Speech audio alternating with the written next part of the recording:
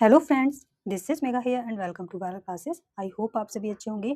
आज हम सीटेट सितंबर 2026 एग्जाम के लिए इंग्लिश पेडागोजी के प्रीवियस ईयर क्वेश्चंस को सॉल्व करेंगे। 2 क्लासेस मैंने आपको पहले करा दी हैं, अगर आपने नहीं देखी हैं तो डिस्क्रिप्शन बॉक्स में लिंक दिया है। और आज हमारी थर्ड क्लास है जिसमें हम लैंग्वेज फर्स्ट और लैंग्वेज 2 दोनों के ही क्वेश्चन सॉल्व करेंगे और ये 30 क्वेश्चंस कंप्लीट एनालिसिस के साथ सॉल्व करेंगे। तो आप सभी क्लास को पूरा एंड तक जरूर देखना और कमेंट करके बताना कि आपके 30 क्वेश्चन में से कितने सही हुए। इंग्लिश पेडागोजी के सभी क्वेश्चन मैं आपको हिंदी में भी समझाऊंगी, जिससे कि हिंदी पेडागोजी के लिए भी ये क्वेश्चन आपको हेल्प करेंगे। सीटेट एग्जाम के लिए हिंदी और इंग्लिश का जो सिलेबस है वो बिल्कुल सेम है। तो अगर आप लोग की क्लासेस फॉलो करते हैं तो आपको दोनों ही लैंग्वेज में इक्वल हेल्प मिलेगी। तो चलिए क्लास को हम स्टार्ट करते हैं। फर्स्ट क्वेश्चन देख लेते हैं। इंग्लिश लैंग्वेज फर्स्ट में जो क्वेश्चंस हैं पेडागोजी के वो 106 से स्टार्ट होते हैं, इसलिए हमारा जो फर्स्ट क्वेश्चन है वो 106 से स्टार्ट हो रहा है। विच one of the following does not come under institutional writing, यानी कि इनमें से कौन सा संस्थागत लेखन के अंतर्गत नहीं आता है। नोट पूछा है हमसे, तो यहाँ पर फर्स्ट ऑप्शन सही हो जाएगा, नोट्स ऑफ कंडोलेंस, यानी कि शोक संदेश। इंस्टीट्यूशनल राइटिंग के अंतर्गत ये नहीं आता है, चाहे भले ही इन्हें किसी ऑर्गेनाइजेशन की लेटर हेड पर ही क्यों ना लिखा गया हो। नोट्स ऑफ कंडोलेंस ये पर्सनल और सोशल राइटिंग की श्रेणी में आती हैं। इनका मुख्य उद्देश्य इंडिविजुअल सिंपैथी, दुख और इमोशनल सपोर्ट व्यक्त करना होता है। ये institutional protocol, operational work flow और कॉर्पोरेट रिकॉर्ड रखने के तरीकों से बंधे नहीं होते हैं। तो हमसे नॉट पूछा था, इसीलिए हमारा फर्स्ट ऑप्शन यहाँ पर सही हो जाएगा। नेक्स्ट क्वेश्चन देखेंगे। What is the innateness hypothesis in language acquisition and language learning, यानी कि भाषा अर्जन और भाषा सीखने की प्रक्रिया में जन्मजात क्षमता की परिकल्पना क्या है। तो यहाँ पर थर्ड ऑप्शन सही हो जाएगा। It believes that all human beings process language knowledge at birth. यह मानता है कि सभी मनुष्यों के पास जन्म के समय भाषा का ज्ञान होता है। अब इसके पीछे का क्या कॉन्सेप्ट है, क्यों ये ऑप्शन सही होगा, ये हम समझ लेते हैं। नॉम चॉम्स्की द्वारा प्रस्तावित इनेटनेस हाइपोथेसिस ये बताता है कि मनुष्यों में भाषा सीखने की जन्मजात क्षमता होती है, जिसे अक्सर लैंग्वेज एक्विजिशन डिवाइस यानी कि एलएडी और यूनिवर्सल ग्रामर यानी कि सार्वभौमिक व्याकरण कहा जाता है। यह बिहेवियरिज्म यानी कि व्यवहारवाद का खंडन करता है और कहता है कि भाषा केवल आदतों का निर्माण नहीं है, यानी कि जो लैंग्वेज है वो जस्ट हैबिट फॉर्मेशन नहीं है।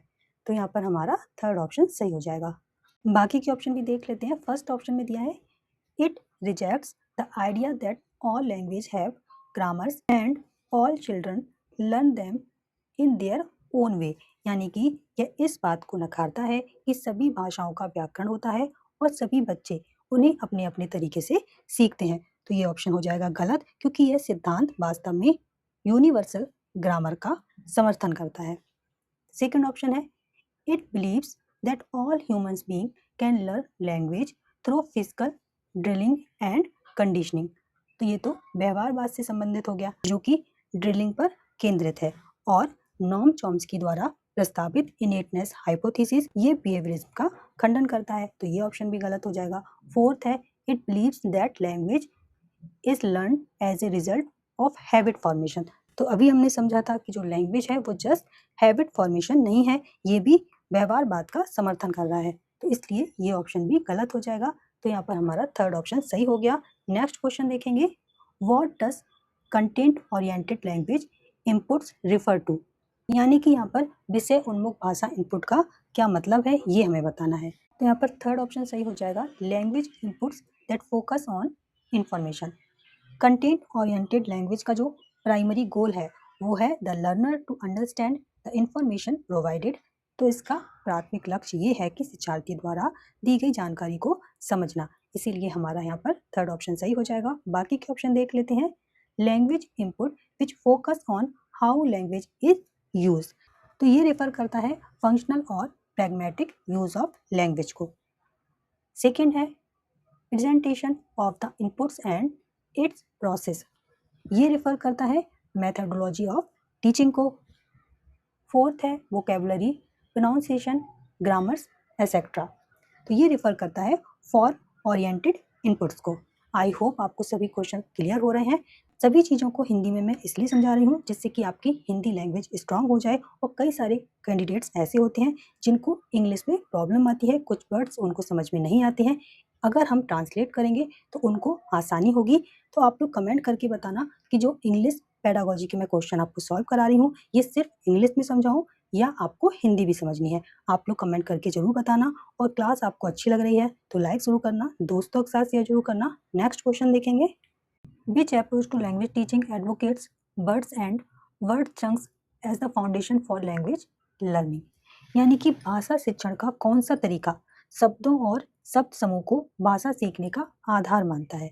तो यहाँ पर जो राइट आंसर है वो हो जाएगा third option, lexical approach.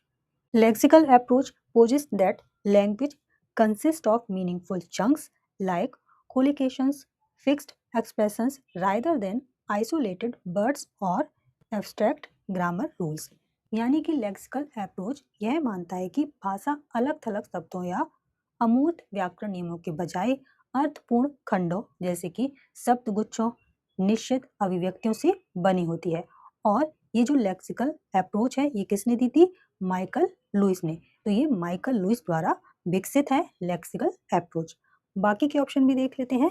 First है टास्क बेस्ड लैंग्वेज लर्निंग, तो इसे हम शॉर्ट में TBLL भी बोलते हैं। ये फोकस करता है कंप्लीट स्पेसिफिक टास्क पर, यानी कि विशिष्ट कार्यों को पूरा करने पर केंद्रित है। सेकंड है कम्युनिकेटिव अप्रोच, ये फोकस है इंटरेक्शन एंड कम्युनिकेशन पर, अंत्यक्रिया और संचार पर केंद्रित है। फोर्थ है ग्रामर ट्रांसलेशन मेथड, GTM, ये किस पर फोकस है? ये फोकस है रूल्स एंड ट्रांसलेशन पर, यानी कि नियमों और अनुवाद पर केंद्रित है। नेक्स्ट क्वेश्चन देखेंगे। Which of the following is not the aim of multilingualism in school education, यानी कि इनमें से कौन सा स्कूली शिक्षा में बहुभाषावाद का उद्देश्य नहीं है? थर्ड ऑप्शन यहाँ पर सही हो जाएगा, learning of mother tongue Hindi and English under 3 language formula, यानी कि त्रिभाषा सूत्र के तहत मातृभाषा हिंदी और अंग्रेजी सीखना।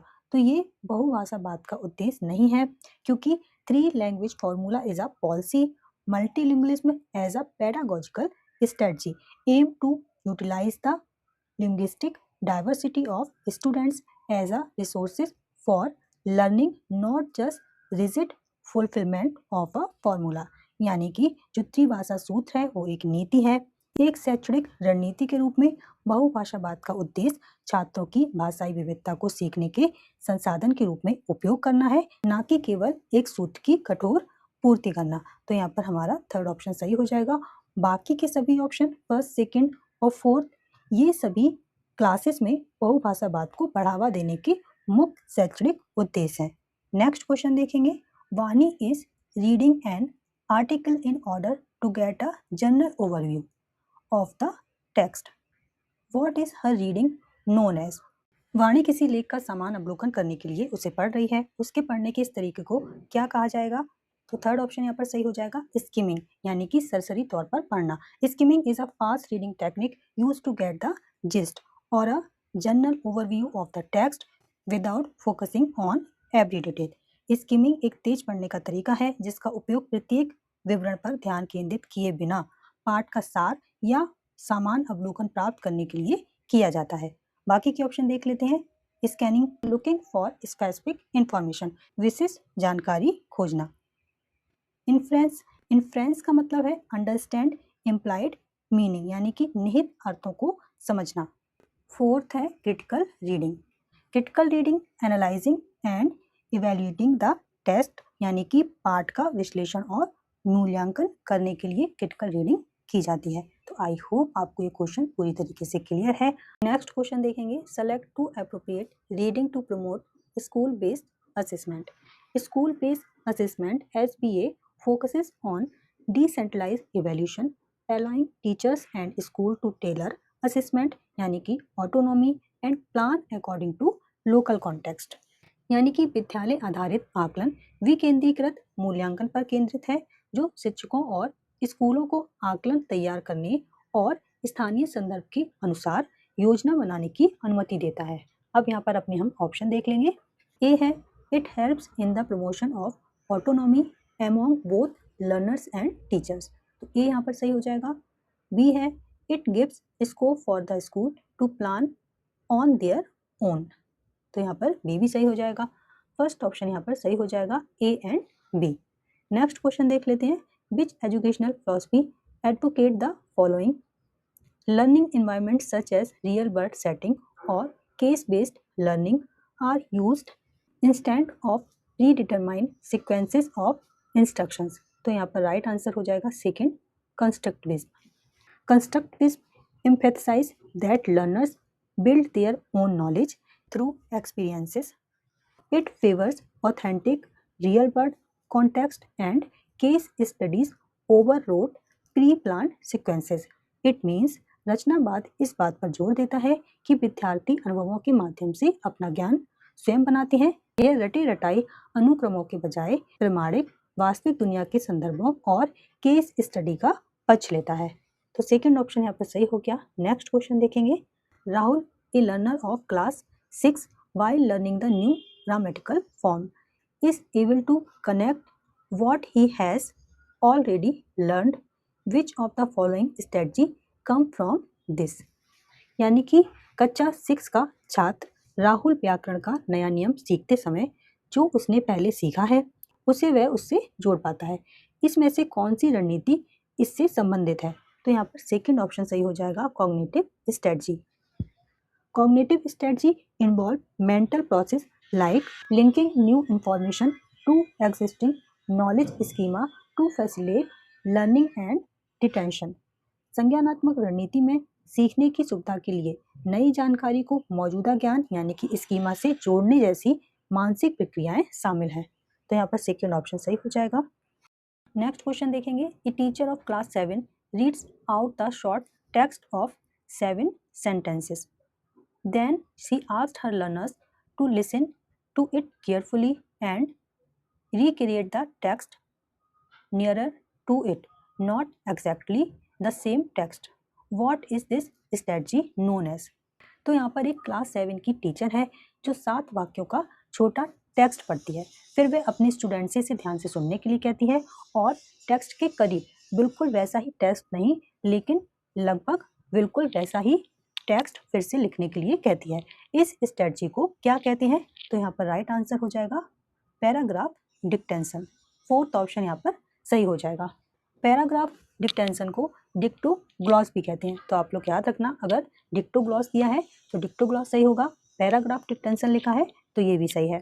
Paragraph dictation is an activity where students listen to it text, take notes of keyword and then work in groups to reconstruct the text as closely as possible to the original। I hope आपको ये question clear है। Next question देखेंगे। Which of the following is true in terms of the objectives of learning outcomes? यानी कि सीखने के परिणामों के उद्देश्यों के संदर्भ में निम्नलिखित में से कौन सा कथन सही है? Modern learning outcomes focus on competency, the ability to do and apply rather than just memorizing content. It also emphasizing language for specific purpose, LSP। तो language for specific purpose हमें दिया है डी ऑप्शन में, और promote competency based learning हमें दिया है A option में। तो यहाँ पर राइट आंसर हो जाएगा A and D R true. Fourth option सही हो जाएगा। नेक्स्ट क्वेश्चन देखेंगे। Which of the following statement best describe procedural knowledge in the context of learning grammar? यानी कि व्याकरण सीखने के संदर्भ में इनमें से कौन सा कथन प्रक्रियात्मक ज्ञान का सबसे अच्छा वर्णन करता है? तो प्रोसीजरल नॉलेज क्या होती है ये हम पहले समझ लेते हैं। Procedural knowledge is how to knowledge in grammar. It means being able to actually apply rules in communication. यानी कि प्रक्रियात्मक ज्ञान कैसे का ज्ञान है व्याकरण में जिसका अर्थ संचार में नियमों को वास्तव में लागू करने में सक्षम होना है। तो यहाँ पर सेकेंड ऑप्शन सही हो जाएगा, knowing what a grammatical form is and using it. Second option सही हो जाएगा। नेक्स्ट क्वेश्चन देखेंगे। Miss Usha Rani, a teacher of English at the government high school, support her learners to speak the English language by making them use the language for day-to-day purpose and by teaching them formulaic uses. What does she attempt to develop in her learner? Government high school में English की teacher Shrimati Usha रानी अपने student को English भाषा बोलने में मदद करती हैं। इसके लिए वह उन्हें रोजाना के कामों के लिए इंग्लिश भाषा का इस्तेमाल करने के लिए कहती हैं और उन्हें फॉर्मूला का इस्तेमाल भी सिखाती हैं। वे अपने स्टूडेंट में क्या डेवलप करने की कोशिश कर रही हैं, तो यहाँ पर सीधा सिंपल हो जाएगा BICS, basic interpersonal communication skills. Fourth option यहाँ पर सही हो जाएगा। नेक्स्ट क्वेश्चन देखेंगे। A teacher collect a particular pattern of error of learners of class 7 and discusses them once a month to make her learners aware of their errors. She does not reveal who committed those errors. She also asks her learner to reflect on their error. What is this practice known as? एक शिक्षिका class 7 के विद्यार्थियों की गलतियों के एक खास pattern को इकट्ठा करती है और महीने में एक बार उन पर चर्चा करती है ताकि विद्यार्थी अपनी गलतियों के बारे में जान सके।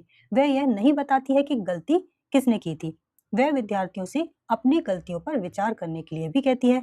इस प्रक्रिया को क्या कहा जाता है? तो यहाँ पर राइट आंसर हो जाएगा third option, providing feedback. Next question देखेंगे।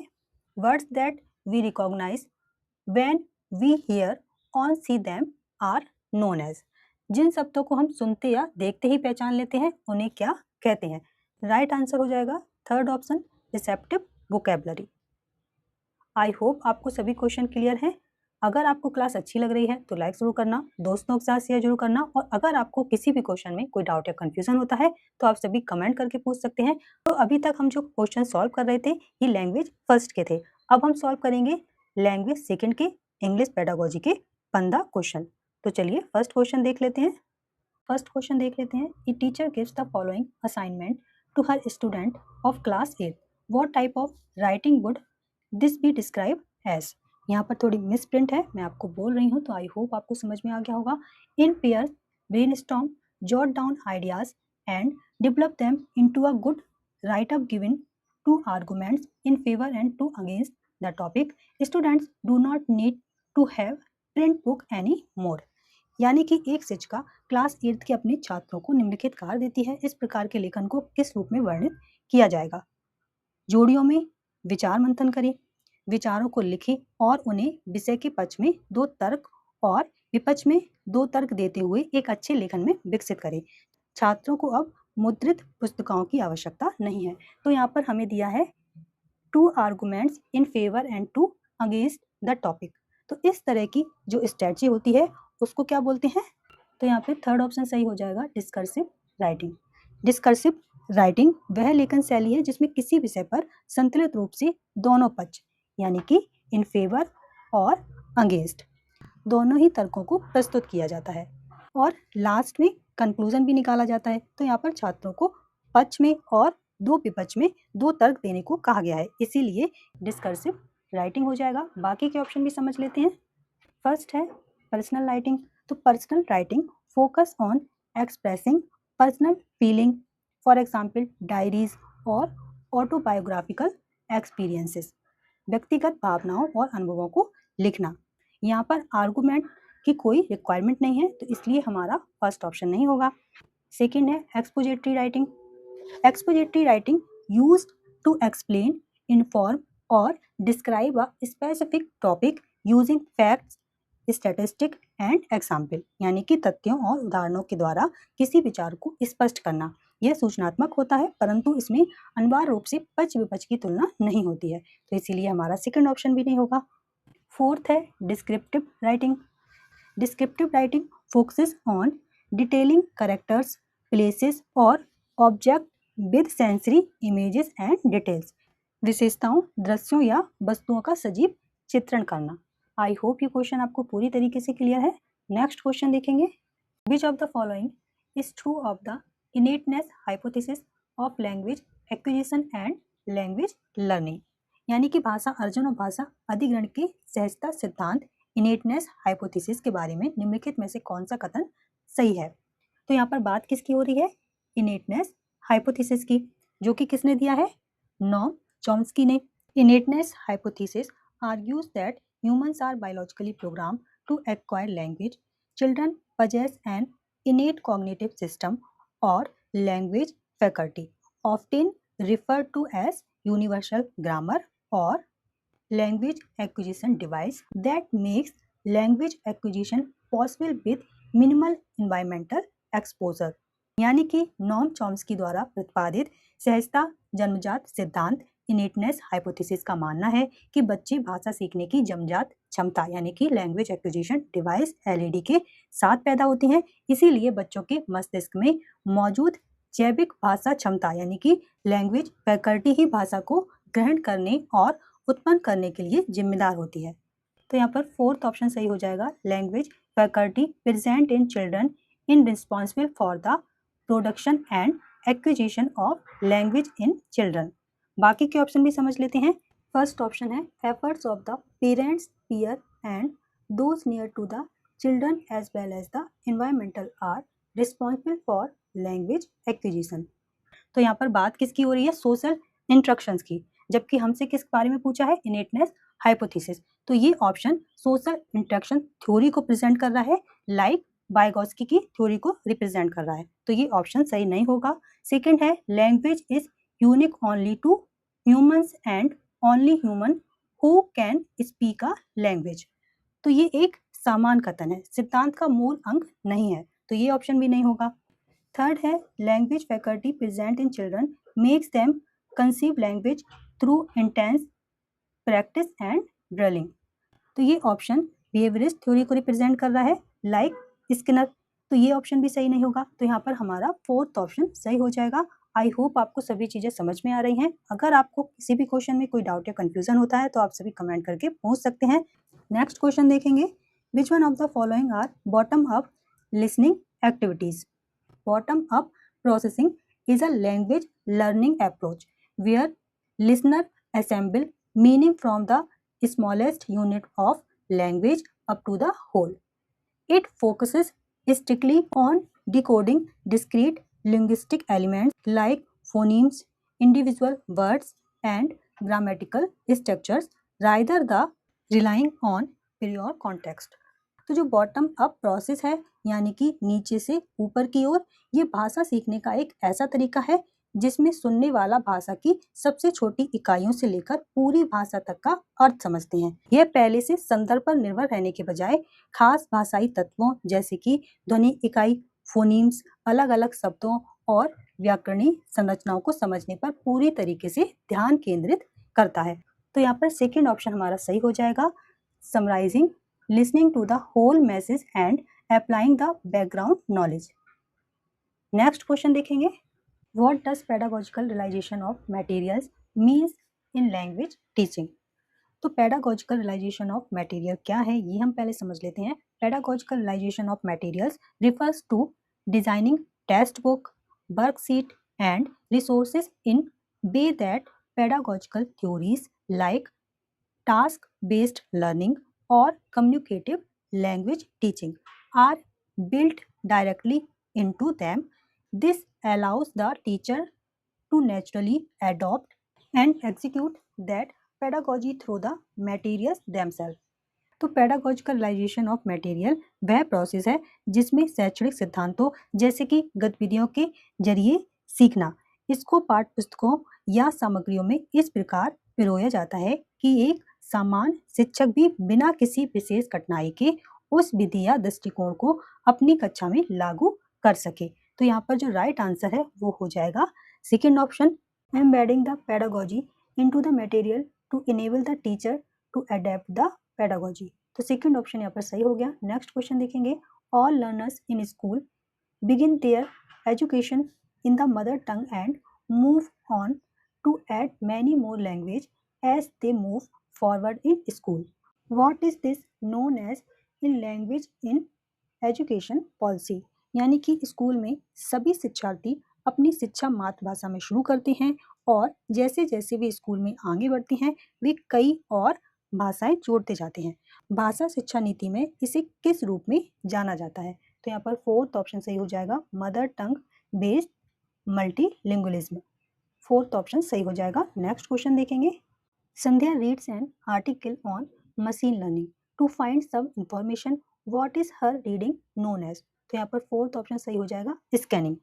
Scanning is a rapid reading technique used when the reader is searching for a specific piece of information such as a date, key term, और fact without reading the entire text line by line. यानी कि scanning का उपयोग तब किया जाता है जब कोई पाठक पूरे पाठ को विस्तार से पढ़ने के बजाय केवल विशेष जानकारी या तथ्यों जैसे कि कोई तारीख है, नाम है या विशेष शब्द है, इसको खोजने के लिए तेजी से पृष्ठ पर अपनी नजर दौड़ाता है। बाकी के ऑप्शन समझ लेते हैं। Skimming use to read quickly to get the general gist, main idea और ओवरव्यू ऑफ अ टेस्ट, जैसे कि पूरे पाठ का मुख्य भाव या सारांश समझना। रिव्यूइंग रीडिंग टू इवेल्युएट और क्रिटिकली एनालाइज द टेक्स्ट, समीक्षा करना। Glancing briefly looking at something without a direct informational search. I hope ये क्वेश्चन आपको क्लियर है। नेक्स्ट क्वेश्चन देखेंगे। What is the following task known as a piece of small text is made into two different chunks or every alternate sentence is given to a pair and each learner dictates to the other and the other writes. This process is revised to make the other person listen and write, and they can later work together to finalize the whole text. तो यहाँ पर right answer हो जाएगा third option, mutual dictation. अब हम इसे हिंदी में भी समझ लेते हैं। निम्नलिखित कार्यों को किस नाम से जाना जाता है? एक छोटे से पाठ को दो अलग अलग हिस्सों में विभाजित किया जाता है या प्रत्येक वैकल्पिक वाक्य एक जोड़ी को दिया जाता है और प्रत्येक शिक्षार्थी दूसरे को श्रुति लेख यानी कि डिक्टेट देता है और दूसरा लिखता है। फिर दूसरे व्यक्ति को सुनने और लिखने के लिए इस प्रक्रिया को उलट दिया जाता है और फिर बाद में पूरे पाठ को अंतिम रूप देने के लिए मिलकर काम करते हैं। तो यहाँ पर थर्ड ऑप्शन सही हो जाएगा, म्यूचुअल डिक्टेशन। अगर आपको हिंदी में ट्रांसलेट नहीं चाहिए है तो आप लोग कमेंट करके बता सकते हैं। नेक्स्ट क्वेश्चन देखेंगे। Learning is a search of meaning, therefore learning must start with the issue around which learners are actively try to make meanings. Which educational philosophy advocate the above idea. तो इस question में आप कुछ keyword से समझ सकते हैं कि इसका राइट आंसर क्या हो जाएगा, सेकंड, कंस्ट्रक्टिविज्म। जैसे कि learning is a searching for meaning, सीखना अर्थ की खोज है, और learners are actively trying to make meaning, शिक्षार्थी सक्रिय रूप से अर्थ निकालने का प्रयास कर रहे हैं। तो ये संरचनावाद से जुड़ा हुआ है। अकॉर्डिंग टू द कंस्ट्रक्टिविज्म, जो बच्चे हैं वो सक्रिय रूप से अर्थ और ज्ञान का निर्माण करते हैं। लर्निंग शिक्षार्थियों के अनुभवों और अर्थ खोजने की सक्रिय कोशिश से शुरू होती है। तो यहाँ पर सेकंड ऑप्शन सही हो जाएगा। आई होप आपको आज की क्लास अच्छी लग रही है। क्लास अच्छी लग रही है तो लाइक जरूर करना, दोस्तों के साथ शेयर जरूर करना, और आपका सीटेट सितंबर 2026 एग्जाम से रिलेटेड कोई भी क्वेश्चन है तो आप सभी कमेंट करके पूछ सकते हैं। नेक्स्ट क्वेश्चन देखेंगे। What do form oriented language inputs refer to. तो यहाँ पर सेकंड ऑप्शन सही हो जाएगा, use of vocabulary, pronunciation and grammar. Form oriented inputs focus on how the language is built which directly improves grammar, vocabulary and pronunciation। बाकी के option समझ लेते हैं। फर्स्ट और थर्ड ऑप्शन ये रिफर करेगा मीनिंग ओरिएंटेड इनपुट्स को, और जो फोर्थ ऑप्शन है ये specific only one macro skills, for example writing which is too narrow. तो हमारा जो राइट आंसर है वो हो जाएगा सेकंड ऑप्शन। नेक्स्ट क्वेश्चन देखेंगे। Which of the following is assessment for learning. तो यहाँ पर फर्स्ट ऑप्शन ही सही हो जाएगा, assessment design to monitor and improve student progress during the teaching learning process। Assessment for learning, इसे हम फॉर्मेटिव असेसमेंट भी कहते हैं। तो ये फॉर्मेटिव असेसमेंट क्या है ये हम समझ लेते हैं। Formative assessment take place during the ongoing teaching learning process. Its main purpose is to give continuous feedback to improve learning outcomes and just teaching strategy in real time। यानी कि सीखने के लिए आकलन शिक्षण प्रक्रिया के दौरान होता है। इसका उद्देश्य किसी छात्र को अंक देना नहीं है, बल्कि यह देखना है कि वे कैसे सीख रहे हैं और उसके सीखने में आने वाली कठिनाइयों को दूर कर सुधार करना है। बाकी के ऑप्शन देख लेते हैं। तो जो सेकंड और फोर्थ ऑप्शन है ये रिप्रेजेंट कर रहा है असेसमेंट ऑफ लर्निंग को, जिसे हम समेटिव असेसमेंट भी कहते हैं। समेटिव असेसमेंट क्या है? Which occur at the end of a year और term to measure cumulative learning for grading and promotion. यानी कि सत्र या वर्ष के अंत में मूल्यांकन। नेक्स्ट क्वेश्चन देखेंगे, what is productive vocabulary. First option सही हो जाएगा, words that we use in writing and speaking. Next question देखेंगे, which one of the following statement would you not endorse for the teaching learning of poetry. यानी कि कविता के शिक्षण अधिगम के लिए आप निम्नलिखित कथनों में से किसका समर्थन नहीं करेंगे। नॉट पूछा है हमसे, इसीलिए यहाँ पर फोर्थ ऑप्शन सही हो जाएगा, poetry is for teaching grammar.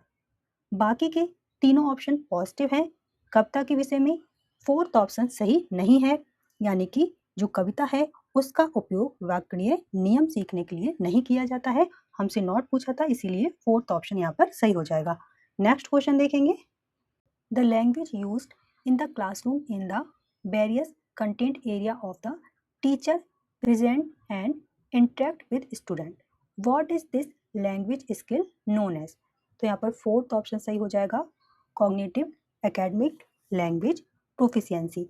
इसे हम शॉर्ट में काल्प भी बोलते हैं, CALP। काल्प क्या है ये समझने से पहले आप सभी कमेंट करके ये बताना कि इस सिद्धांत को किसने दिया है। अब हम समझ लेते हैं कि काल्प क्या है। Calf refers to the formal abstract language required for academic success. Since this language is used across classroom content area, for example, math, science, social science, for presentations and academic instruction, it is classified as CALP. First option basic interpersonal communication skills यानी कि BICS, ये सामाजिक और अनौपचारिक बातचीत की भाषा है। For example, talking with friends during lunch और on the playground. Next question देख लेते हैं, which type of grammatical knowledge does the following statement mean. Fourth option सही हो जाएगा, डिक्लेरेटिव नॉलेज। डिक्लेरेटिव नॉलेज क्या है ये हम समझ लेते हैं। Declarative knowledge is knowing about the rules of language. It includes the ability to explain, define and describe grammatical rules and practicing them in structured, isolated or limited drilling like gap filling. इसका तात्पर्य व्याकरण के नियमों की सैद्धांतिक जानकारी से है। इसके तहत छात्र नियम को जान सकते हैं, उनकी व्याख्या कर सकते हैं और अभ्यास पुस्तिकाओं से सीमित अभ्यास कर सकते हैं। बाकी के ऑप्शन भी देख लेते हैं। फर्स्ट है कॉम्पिटेंस यानी कि क्षमता। Competence Chomsky term for the native speakers internal subconscious linguistic knowledge system. Second है मेटाकॉग्निटिव नॉलेज। मेटाकॉग्निटिव का मतलब है thinking about thinking, thinking about one who learning processes, सीखने के तरीके पर सोचना है। थर्ड है procedural knowledge. This is knowing how it is the implicit automatic ability to use grammar rules correctly and fluency in real world communication without actively thinking about the rules. व्याकरण के व्यवहारिक उपयोग की योग्यता। तो हमारा जो राइट आंसर है वो हो जाएगा फोर्थ ऑप्शन। आई होप आपको सभी क्वेश्चंस क्लियर हो रहे हैं। नेक्स्ट क्वेश्चन देखेंगे, what does the following task involve.